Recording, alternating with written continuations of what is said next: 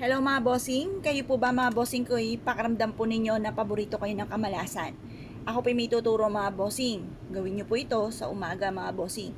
Gawin nyo po ito ng 6:30 or kaya po alas 7, matatapos sa ating mga pampaswerte hanggang alas 8 lang po ng umaga. Ito po mga bossing ko, ang dilaw na luya natin. Ang gagawin nyo lang po mga bossing, ito po mga bossing ko hihiwain po ninyo ng maninipis at pagkatapos mga bossing ko ay ipupunas nyo po ito sa may pintuan po ninyo. Or kaya po mga bossing, pwede rin naman na maglagay kayo ng ganito na hiniwa ng maninipis para makasingaw yung pinaka-aroman mga bossing ko ng ating luya. Ilagay nyo po ito mga bossing ko sa ilalim ng inyo pong higaan. Ang dulot po nito ay swerte. Or kaya po mga bossing, kunin ang inyo pong pitaka or ang inyo pong bag or lagayan po ng inyo pong mga ipong pera or kaya po ang inyo pong kaha mga bossing. At ito po mga bossing ko, ipahid nyo sa mga bagay na lagi nating ginagamit. Kagaya nga po niyan ating nabanggit mga bossing. Para kayo po hindi malasin sa inyong negosyo, magkaroon kayo lagi ng malaking benta, gamitan nyo po ito ng luya mga bossing. Kasi ang luya ay panghatak ng swerte at matututo pa kayo na maging ganyan sa pera. Matututo ka magtipid. Kung ikaw ay gastador, matututo ka na magtipid sa pamamagitan ng luya. Ngayon pa mga bossing, mabisa itong panghatak ng swerte sa pera. Para bukod sa inyo pong sipag at tiyaga, kasi hindi tayo magbabawa sa buhay natin. Hindi, halimbawa, gumawa ka ng pampaswerte, hindi para ikaw ay hindi na magtatrabaho. Kailangan sipag at tiyaga, double time sa pagkayod, sabayan ng pananalig sa mahal na Panginoon at pagkatapos sabayan ng ganitong mga pamamaraan na pampaswerte.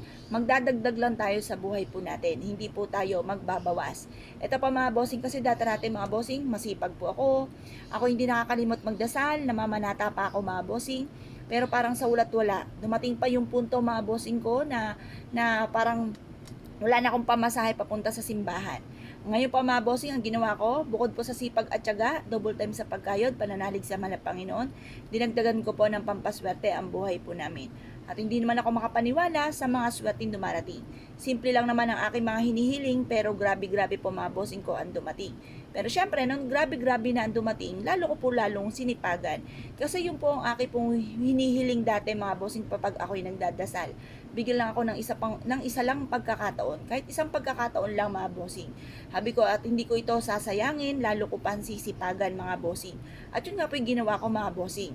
Lalo akong naging masipag, lalo akong kumapit sa mahal na Panginoon, tuwing umaga, magwi-wish ka, tapos papasalamat, tapos maghihiling na mabago ang takbo ng pamumuhay, ganun po mga bossing. Tapos positive ka lamang.